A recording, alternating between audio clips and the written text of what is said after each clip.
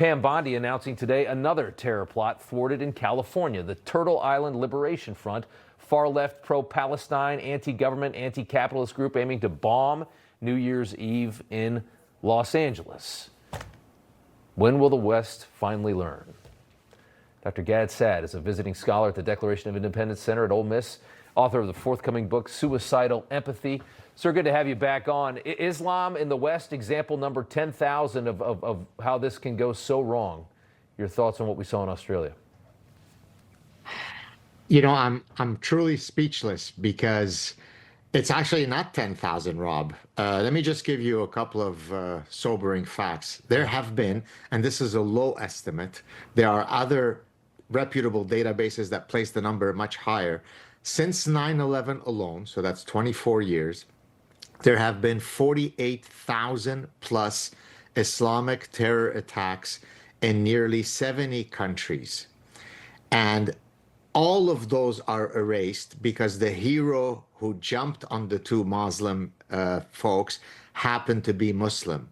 So 1,400 years of subjugating and conquering endless cultures and societies is erased because Ahmad was Muslim.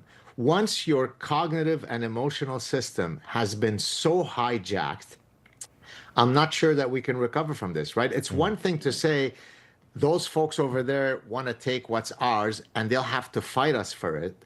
But when we say nothing is more noble than to give up our women, our children, our culture, our heritage, our civilization, because nothing could be worse than to be accused of being intolerant to those who want to kill us, you have a problem.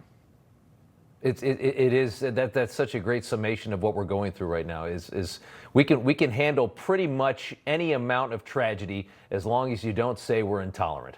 As long as you don't call us racist, we'll let the kids and the women, we'll let everybody, risk their lives just to live here. But we'll be damned if you'll call us intolerant. And it's so sickening that's the reality of the West right now, and that the West is that weak right now.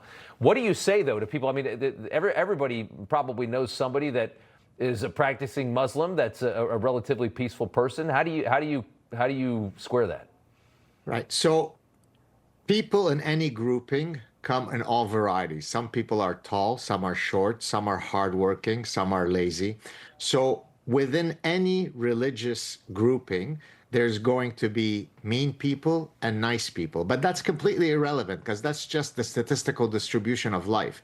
What you need to understand is whether the canonical texts of a faith either preach love and preach values that are consistent with Western liberties or not. So for example, if you are a Jain, you are by definition someone who is astoundingly peaceful, so much so that when you're walking on a sidewalk, you actually use a broom because you don't wish to inadvertently step on an ant and kill it. So if you are very committed, if you are a radical Jain, then you're someone unbelievably peaceful.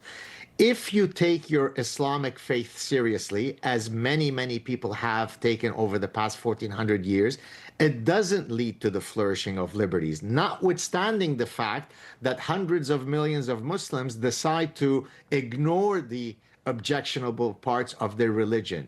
That click in people's brains has to happen. It can't be that Islam is peaceful because you know a gay Muslim who's married to a Jewish guy. That's not the definition of Islam. Well said. Well said. Dr. Gad Saad, as always, thank you. Thank you. You know, everybody's reporting the same stories, the same spin. You turn the channel, it's always the same. But not us. We're different. We report the real news. No spin, just the facts. Turn to us, and you won't turn back. Tune in to Rob Schmidt tonight on Newsmax.